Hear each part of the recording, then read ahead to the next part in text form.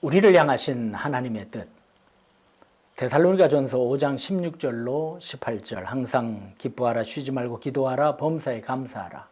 이것이 그리스도 예수 안에서 너희를 향하신 하나님의 뜻이니라. 행복하고 복된 삶의 비결을 예수님께서는 말씀하셨지요. 그것은 항상 기쁨으로 사는 것이요, 쉬지 말고 기도하는 생활이요, 모든 것에 감사하는 삶이 되겠습니다. 너무도 잘 아는 말씀이지만 참으로 실천하기란 쉽지 않음을 우리는 알 수 있지요. 그럼에도 불구하고 언제나 기뻐하고 끊임없이 기도하고 무슨 일을 만나든지 감사하는 것이야말로 하나님께서 저와 여러분에게 바라시는 뜻임을 잊으면 안 되겠죠. 예수님의 삶은 기쁨의 삶이셨습니다. 언제나 긍정적이시고 소망 중에 용기를 내셨습니다. 마지막 만찬을 마치시고도 예수님께서는 하나님을 찬미하고 제자들과 함께 감람산으로 가셨지요. 십자가를 향해 기쁨을 가지시고 전진하신 것입니다. 예수님은 말씀하셨죠. 내가 이것을 너희에게 이름은 내 기쁨이 너희 안에 있어 너희 기쁨을 충만하게 하려 함이라. 예수님께서는 주님의 기쁨이 제자들에게도 있어지기를 원하신 것입니다. 그래서 제자들에게 여러 가지 것을 교훈하시고 말씀하신 것입니다. 기쁨을 품고 살되 충만한 기쁨으로 살아가기를 바라신 것입니다. 요한복음 16장 32절로 33절에 주님은 선언하셨습니다. 보라, 너희가 다 각각 제 곳으로 흩어지고 나를 혼자 둘 때가 오나니 벌써 왔도다. 그러나 내가 혼자 있는 것이 아니라 아버지께서 나와 함께 계시느니라.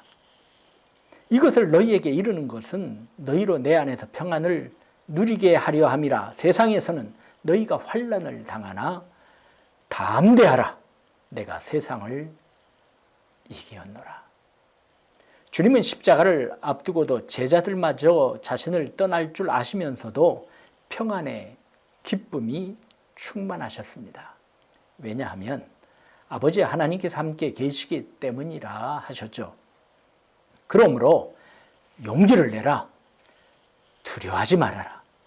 내가 이렇듯 세상을 이기었으니 너희도 이길 것이다 라고 격려하신 것입니다. 이렇듯 마르지 아니하는 기쁨이 예수님에게는 충만하셨습니다.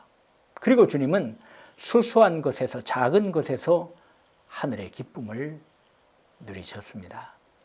먼지 나는 유대 땅을 걸으시면서도 작은 꽃 하나를 보고도 기뻐하셨습니다. 예수님은 말씀하셨지요. 솔로몬의 모든 영광으로도 입은 것이 이 꽃 하나만 같지 못하였느니라. 날아가는 작은 새를 보시고서도 하나님의 주권과 권능을 발견하시고 감탄해 하셨습니다.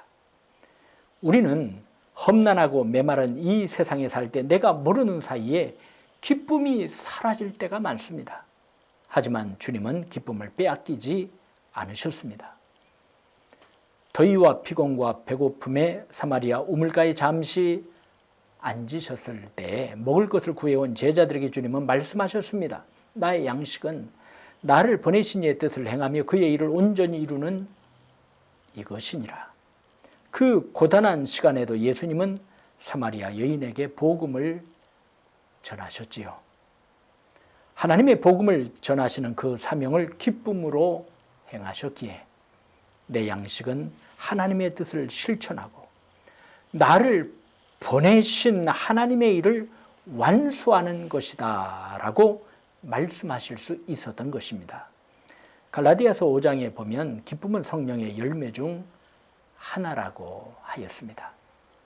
무슨 일을 만나도 어떤 상황에 있어도 성령 충만한 자들은 기쁨을 빼앗기지 아니하고 도리어 30배, 60배, 100배의 기쁨의 열매를 맺을 수 있는 것입니다. 고린도후서 6장 10절엔 다음과 같은 말씀이 있어요. 근심하는 자 같으나 항상 기뻐하고 가난한 자 같으나 많은 사람을 부유하게 하고 아무것도 없는 자 같으나 모든 것을 가진 자로다. 예수님의 삶은 기도의 삶이셨습니다. 제자들에게 많은 본을 보이신 것은 기도였습니다. 새벽에 일찍이 일어나셔서 한적한 곳에 가셔서 하늘 아버지께 기도하셨습니다. 어떤 때는 밤 늦도록 혹은 밤새도록 간구하셨습니다. 산에 오르시어 기도하셨고 겟셋마네 동산에서도 피땀 흘려 기도하심으로 십자가로 승리하실 수 있으셨습니다. 십자가에 달려서까지 주님은 기도하셨습니다. 주님은 하나님의 성전은 바로 만민이 기도하는 집이라고 말씀하셨으며 언제나 기도를 강조하셨습니다. 마가복음 11장 24절에는 그러므로 내가 너희에게 말하노니 무엇이든지 기도하고 구하는 것은 받은 줄로 믿으라. 그리하면 너희에게 그대로 되리라 이르셨고, 제자 중 하나가 기도를 가르쳐 달라고 할 때 가르쳐 주셨습니다. 누가복음 11장 2절로 4절이죠. 너희는 기도할 때 이렇게 하라. 아버지여, 이름이 거룩히 여김을 받으시오며 나라가 임하시오며 우리에게 날마다 일용할 양식을 주시옵고 우리가 우리에게 죄 지은 모든 사람을 용서하오니 우리 죄도 사하여 주시옵고 우리를 시험에 들게 하지 마시옵소서 하라. 그러시곤 주님은 내가 또 너희에게 이르노니 구하라. 그러면 너희에게 주실 것이요. 찾으라. 그러면 찾아낼 것이요. 문을 두드리라. 그러면 너희에게 열릴 것이니 구하는 이마다 받을 것이요 찾는 이는 찾아낼 것이요 두드리는 이에게는 열릴 것이니라고 하셨습니다. 예수님은 기도로 모든 것을 이기시고 극복하시고 승리하셨습니다. 모든 삶이 기도셨습니다. 슬플 때도 힘드실 때도 복음을 전하실 때도 기도, 사랑을 베푸실 때도 기도, 쉬실 때도 기도, 승리하실 때도 기도, 마음이 고나여 심히 아프실 때도 기도하셨습니다. 예수님은 크고 작은 모든 일을 기도로 이겨나가시고 기도하실 때 아버지 하나님께로부터 힘을 받으셔서 감당하셨습니다. 큰 일이 있을 때, 그리고 아주 작은 일에도 기도합시다. 이것이 쉬지 말고 기도하는 삶이 되겠습니다. 어떤 경우에도 중단 없이 계속 하나님께 아뢰고 내 마음을 물같이 그 앞에 쏟아놓읍시다.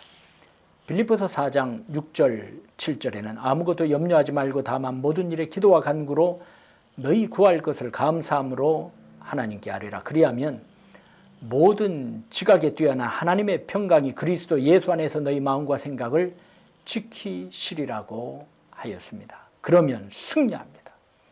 그러면 모든 것을 극복할 수 있습니다. 그러면 내 안에서 역사하시는 성령님의 밀어주심을 체험할 수 있습니다. 그러면 저와 여러분은 주님을 닮아갈 수 있습니다. 예수님의 삶은 감사의 삶이셨습니다. 언제나 감사하셨습니다. 5,000명을 먹이실 때 한 소년이 떡 5개와 물고기 작은 2마리를 내놓았을 때 주님은 그것을 가지사 감사 기도 드리셨습니다. 이 장면이 마태복음 14장 19절에 나와 있어요. 무리를 명하여 잔디 위에 앉히시고 떡 5개와 물고기 2마리를 가지사 하늘을 우러러 축사하시고 떡을 떼어 제자들에게 주시매 제자들이 무리에게 주니 소년이 내놓은 것은 당시 하찮은 음식이었습니다. 하지만 하나님의 아들께서는 이것을 손에 드시고 하늘을 우러러 감사기도 드리셨습니다. 우리는 작은 일에 감사할 줄 모릅니다. 큰 것이 떨어지고 주어져야 비로소 감사합니다. 예수님은 무리를 먹이신 후 그 부스러기를 다 거두라고 제자들에게 이르셨습니다. 4,000명을 먹이실 때도 그렇게 하셨습니다. 우리는 부스러기의 감사를 다 찾아야 합니다. 이것이 모이면 큰 감사거리보다 더 많음도 발견할 것입니다. 소소한 일에 대한 감사는 내 생명을 윤택하게 하고 복되게 합니다. 최후의 만찬 때도 우리 주님은 감사기도 하셨습니다. 죽음을 앞두신 그 어두운 밤에도 예수님은 작은 음료를 손에 드시고 감사하실 뿐 아니라 떡을 가지고서도 감사 기도하시고 떼어 제자들에게 주셨다고 기록되어 있습니다. 예수님의 나날은 감사로 채워진 하루하루셨습니다. 우리는 모든 일에 감사할 수 있습니다. 왜냐하면 저와 여러분은 하나님의 선하심을 믿기에 그렇습니다. 합력하여 선을 이루실 줄을, 합동하여 유익하게 하시는 하나님의 능력이 나에게 머무름을 믿기에 그렇습니다. 골로새서 2장 7절에는 그 안에서 뿌리를 박으며 세움을 받아 교훈을 받은 대로 믿음에 굳게 서서 감사함을 넘치게 하라고 명하시고 계십니다. 사명의 동력자들이요, 지나쳐버리는 기쁨 감사 기도의 제목들이 얼마나 많은지 모릅니다. 항상 기뻐하라, 범사에 감사라, 쉬지 말고 기도하라는 것은 그리스도 예수 안에서 우리를 향하신 하나님의 뜻임을 잊지 마세요.